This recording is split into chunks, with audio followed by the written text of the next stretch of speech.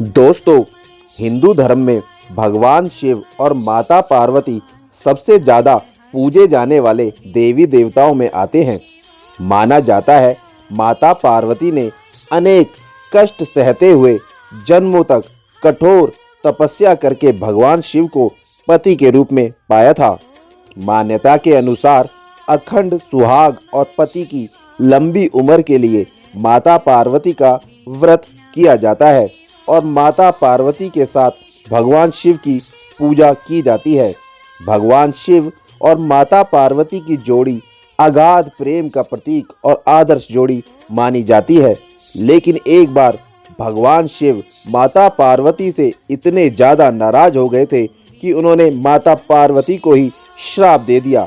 आइए जानते हैं इस पौराणिक कथा को। माता पार्वती ने 108 जन्मों की घोर तपस्या के बाद भगवान शिव को पति के रूप में पाया था। मां पार्वती का भगवान शिव के प्रति अगाध प्रेम था। एक आदर्श पत्नी की तरह मां पार्वती भगवान शिव की सभी बातों का पालन करती थी और जब भगवान शिव कुछ बोला करते थे तो उनको पूरे ध्यान से सुनती थी। एक बार भगवान शिव मां पार्वती को ब्रह्म ज्ञान देने के लिए सृष्टि की कथा सुना रहे थे। कथा सुनते सुनते मां पार्वती किसी दूसरे विचारों में खो गई। जैसे ही भगवान शिव को इस बात का एहसास हुआ कि मां पार्वती उनकी बातों पर ध्यान नहीं दे रही है, तब उन्होंने मां पार्वती से पूछा कि क्या आप मेरे द्वारा सुनाई जा रही कथा को सुन रही हैं?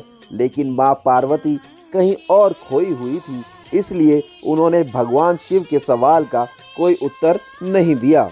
कुछ समय बाद जब मां पार्वती का अपने विचारों से ध्यान भंग हुआ और वे अपनी दुनिया में वापस लौटी, तब भगवान शिव ने क्रोधित होते हुए मां पार्वती से कहा कि आपने ब्रह्म ज्ञान का अनादर किया है।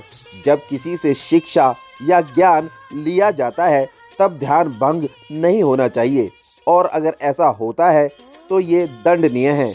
इसके बाद भगवान शिव ने दंड स्वरूप मां पार्वती को श्राप दे दिया। अब आपका जन्म किसी मछुआरे के परिवार में होगा। मां पार्वती को अपनी गलती का एहसास हुआ, पर तब तक काफ़ी देर हो चुकी थी और भगवान शिव उनको श्राप दे चुके थे। अब दुख में डूबी हुई मां पार्वती मछुआरों के एक गांव में पहुंची। इस गांव के मुखिया की कोई संतान नहीं थी। एक दिन वो मछली पकड़ने के लिए तालाब जा रहा था, तब उसको रास्ते में एक पेड़ के नीचे एक कन्या बैठी हुई मिली, जो कि वास्तव में कन्या के रूप में मां पार्वती थी। वह नन्ही कन्या पूरी तरह से वहां अकेली थी, उसके साथ कोई नहीं था। तब मछुआरे ने इस घटना को प्रभु की कृपा समझा और उस नन्ही कन्या को अपने साथ घर ले आया। मां पार्वती उसी घर में कन्या के रूप में रहने लगी। इस तरह मां पार्वती को अपना एक जन्म भगवान शिव के श्राप के कारण मछुआरे के घर में काटना पड़ा।